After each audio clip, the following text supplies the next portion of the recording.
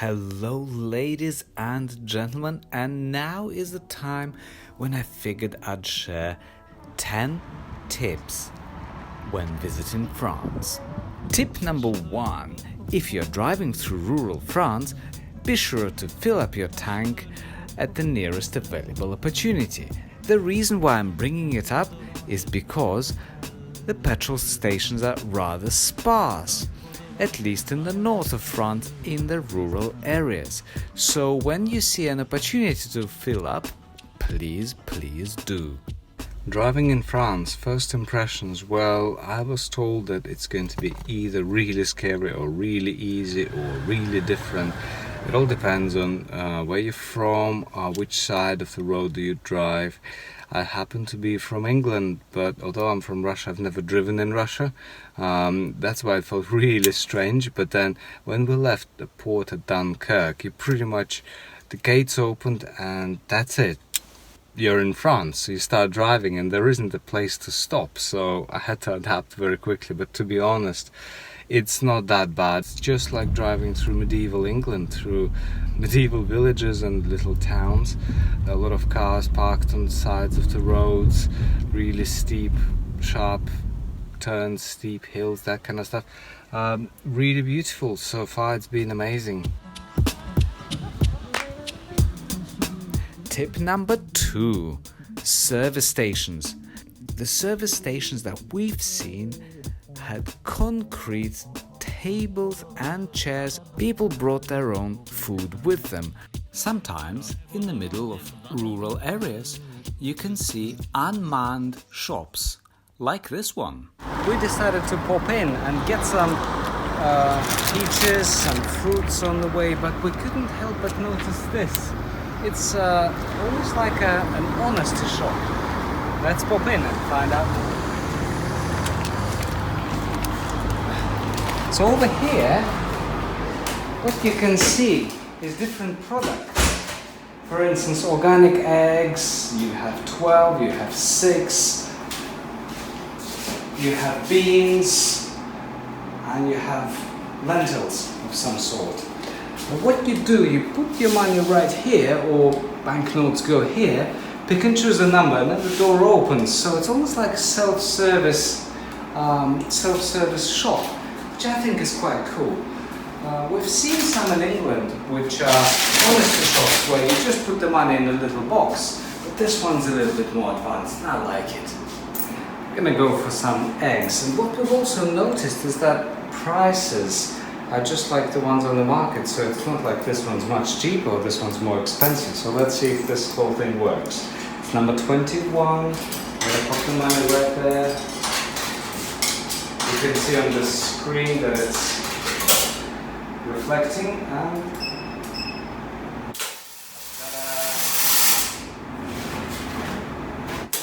never been easier. Check this out. 6 organic eggs. And they are really tasty. Tip number 3. Please note that there are many toll roads in France, which means a very short trip from one city to another could cost you a toll. So just bear that in mind if you're driving. This is why traveling from Trouville to Le Havre was a little bit more expensive than anticipated because of the road tolls. Again, we didn't mind because we really wanted to see the city of Le Havre. Please note that a lot of motorways are paid for in France, so consider the distance you're driving. It could cost you a little bit more than you think.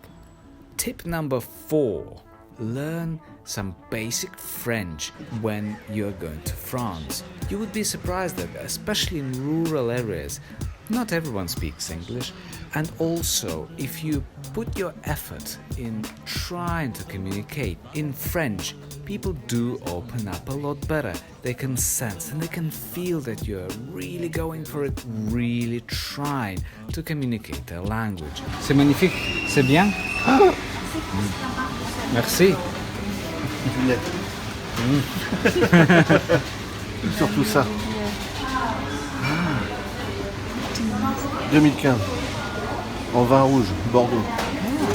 Merci beaucoup. Magnifique. A random person just recommended us to buy a local wine. 2015 should be quite cool. Once you choose to learn the language, keep it simple for yourself. Learn the basics.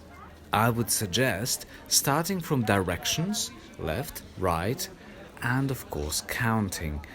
But if your grammar is broken up and it's not sticking well, but at least you know some basic words, that will go a long, long way. Tip number 5. In smaller towns, shops tend to stay open in the earlier part of the day. And obviously they close early too. Also, if you like your fresh baguettes, do go to your local boulangeries in the morning, as they run out very, very quickly. The amount of times when I went just a little, just that much too late, and I could see these beautiful baguettes disappearing in front of me one by one, and by the time I got to the counter, they were all gone. Too many times it happened. Did I learn? No, I didn't. Moving on to point number 6. Plan your routes around the attractions that you actually like. Personally, my wife and I love ancient architecture, historical cities, medieval towns, and back streets of beautiful historical villages. For others, it could be shopping, it could be restaurants, it could be museums, it could be an array of other things that I may not even think of. So obviously plan your route around the themes that you really like and enjoy. Once you have that planned, you can divert, you can ad-lib, and you can really let yourself go, but at least you have a plan which you can fall back on. Tip number 7. Depending on where you are from in the world, but it does get very, very hot in the summer in France. And it gets even hotter the further south you go. Sometimes this heat can really get to you. If you know you're not very good with the heat, be sure to plan for it. We're in La Rochelle now and it's plus 40. I don't know how I'm functioning. I don't know how anyone else is functioning. It is absolutely boiling. Even this cold breeze isn't helping. Look at this beauty.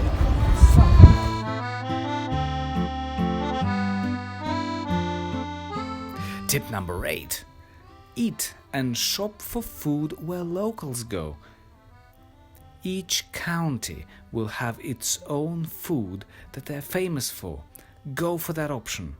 Go for the food that's really famous in that particular region. And also, see where the locals go. And do a little bit of exploring. It's fun, it's amazing. It opens up a real world of France. Amidst other fantastic things that we've encountered in France, we couldn't help but join the cider route, famous several villages that are all to do with cider. Look at this beauty. What I also noticed that it has this almost floral edge to it. All the decoration has the same color scheme as flowers. So you see bright blue, red, all sorts of colors like that. So let's check it out.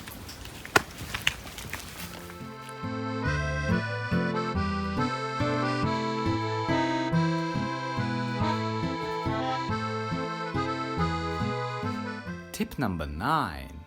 When you come to France, don't overstretch yourself with travel. Try to stay and explore the local area to the best of your abilities. You'd be surprised how much can you learn about a city. You would certainly enjoy yourself more and have better time. And tip number 10, the final tip, is for all of those of you who love coffee. If you ask for coffee in France, by default you'll be given a shot of black coffee in a cup which is just marginally larger than espresso. Enjoy the French coffee and enjoy it as it comes. That's it from me. I hope you enjoyed these tips. Stay safe and let's plan for our next trip.